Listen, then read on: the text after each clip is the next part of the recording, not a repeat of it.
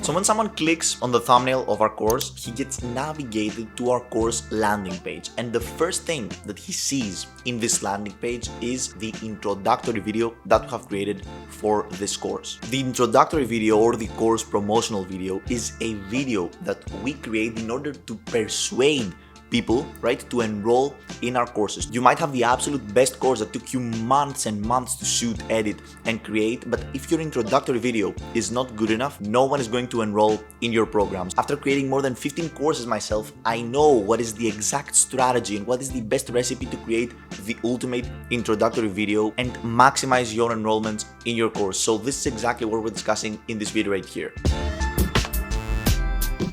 The perfect introductory video for your courses is subdivided into 7 subsections, 7 parts if you will. So the first subsection includes us pointing out the problem that our audience has and proposing a solution to this problem. For example, if I'm trying to sell a Final Cut Pro editing course, I would be like, you don't know how to edit videos in Final Cut Pro? I am going to teach you how to edit videos in Final Cut Pro. It is very important to highlight to our viewers that there is a problem there and this problem needs to be solved and can be solved through our program. Make sure to highlight that your program can take those people from point A, all right, the point of the problem, and through educating them, through your words, through your lessons, bring them to point B, which is the desirable state that they want to be. Okay, the state in which this problem is completely solved. After pointing out the problem, it is time to propose the value of our course. So we haven't even introduced ourselves yet, but we propose that we know how and we will help them solve this problem. Remember, up until this point, they don't care about who you are, right? They just want to have this problem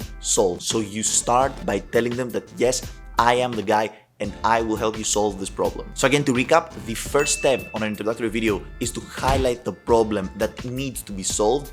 The second step is to propose a solution for this problem and make your people know that you are the one that will help them solve this problem. Now let's move to the third step. Now that they know that there's a problem and they know that you can solve it, it is time to start increasing your value into their eyes. They need to know that you are the best person to solve this problem. So in the third step, we're gonna start with our journey. We're gonna analyze our origin story and tell them where we started, that we had the same problem with them, and then how we ended up solving it. Make sure to sympathize with the people that have this problem and in a way share the same frustration that they have right now. Once you're done with your origin story, it is time to analyze this transformation that you underwent that is exactly the same transformative experience that your audience wants to feel. And this is where we share our vehicle story, or if you will, our framework story. Now in the framework story, we're going to be discussing about the small processes that got you again from point A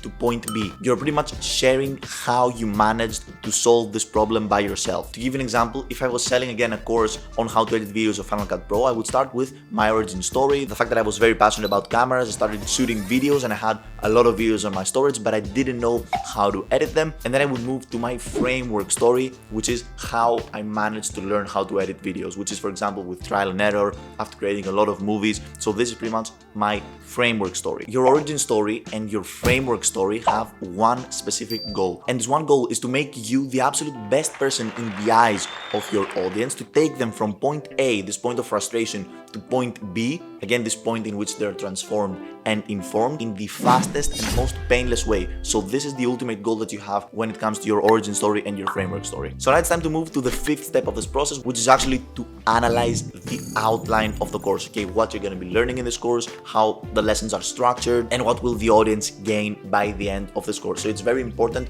to highlight the different lessons of this course and make sure that your audience knows what they're getting themselves into, right? After you've outlined this course, there are 2 more steps for you to make the ultimate introductory video. And the 2 final steps are extremely important. Those are 2 steps that most course creators don't take and their introductory video doesn't reach their maximum enrollment potential. The first step is to debunk the internal beliefs that will occur in your audience. Okay, once you propose a solution to any problem, okay, in people, they will have internal limiting beliefs. So they will believe that they can't do this, okay, they can't follow your program because they have internal psychological limitations. Some internal limiting beliefs could be, I'm not good enough, I don't have time for this program, or for example, I'm not going to be the best editor, so it's not worth starting this program. It is very important for you to brainstorm what potential internal psychological limiting beliefs your audience will have, and find a solution to those limiting beliefs that you will propose in your introductory videos. For example, I know that when I'm teaching a course on Final Cut Pro, the most common limiting belief that will occur is that this will take me a lot of time to master and it's very complicated. So I make sure in my introductory video to mention that it's gonna be very fast and it's not gonna be complicated, okay? So those people don't have those limiting beliefs. I can't stress enough how important it is for you to start and debunking one by one those internal limiting beliefs of your audience, okay? If you don't do this process, you will lose a huge amount of enrollments. The final step after debunking all of the internal limiting beliefs of our audience, it is time to debunk some external limiting beliefs of our audience. External limiting beliefs are not psychological factors that keep them from enrolling, but it's more like technical limitations that again they think that keep them from enrolling in your program. For example, some external limiting beliefs in the case of a Final Cut Pro video editing course could be my laptop can't support Final Cut Pro because it's very old, or I don't have the best editing mouse, or I need to buy gear like headphones, speakers and stuff to be a better editor. Again, those are limiting beliefs that they want to create because